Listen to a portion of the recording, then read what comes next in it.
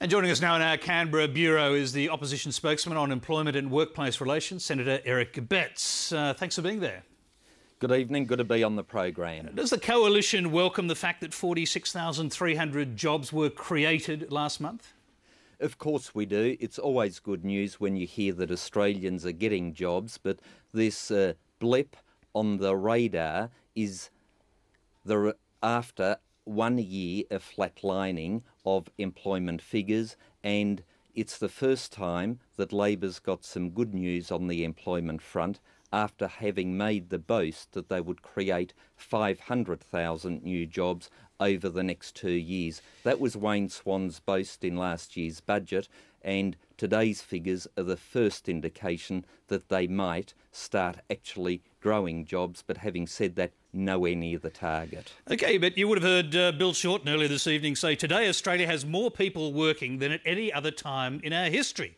Now, you must give the government some credit for bringing unemployment down to 5.1%, by the sound of what you just said. Historically, we know that Australia grows its population, so the working population also grows.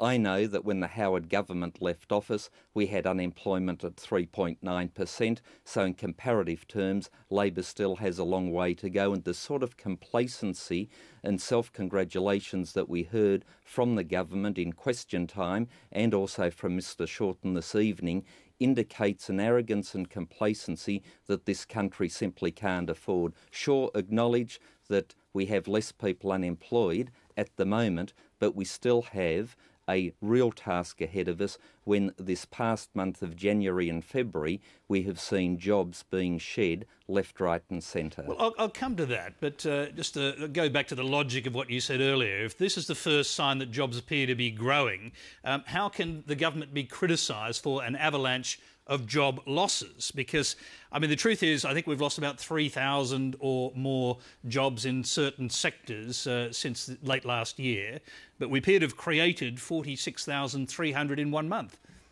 We appear to have these figures bounce around. Let's not forget that the last month's figures were the worst in 20 years.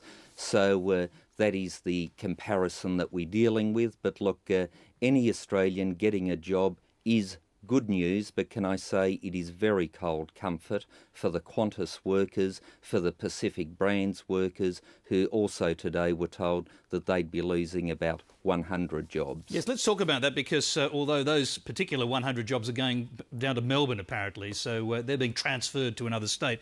But to help stem job losses, which are clearly coming in vulnerable sectors, the car, the steel, the aluminium sectors, should government subsidies be used to keep these industries viable, at least while the Australian dollar is at record highs?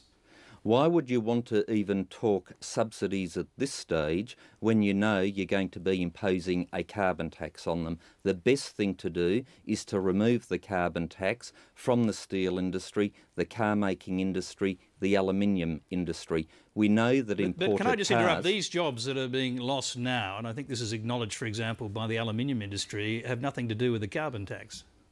These companies are taking preemptive measures. It is quite right and proper for them to do so. You're saying preemptive measures in advance of the carbon tax? Are you saying that what they're saying is not true? Because basically they're saying they're under tremendous stress with a record high Australian dollar. Tony, nobody is doubting that the carbon tax will make the very bad situation they are facing even worse. And that is the climate in which they have to deal. That is the climate in which they have to make decisions about job prospects. And that is why we are having these difficulties in the manufacturing sector in particular. But are you seriously saying that manufacturing industries are currently sacking people as a preemptive strike in advance of a carbon tax? It is right and proper for companies to make adjustments and plan for the future. But do you think is that what you're saying they're doing?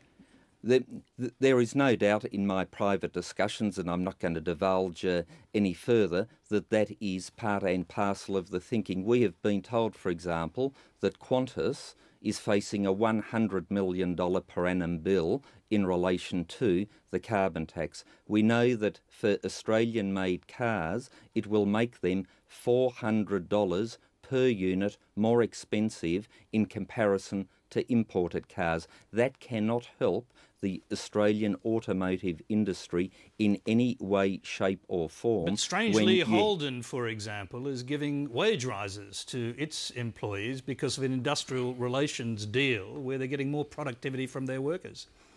Well, that is what Holden says, but the union actually is bragging that there were no productivity increases, so we still have to get to the bottom of that assertion, because there is now pressure on Holden to justify why they've provided such substantial wage increases on the back of government assistance. So on the one hand, you've got the company saying that there is productivity enhancements, and the union bragging that they were able to negotiate this without productivity enhancements. So we'll have to get to the bottom of that.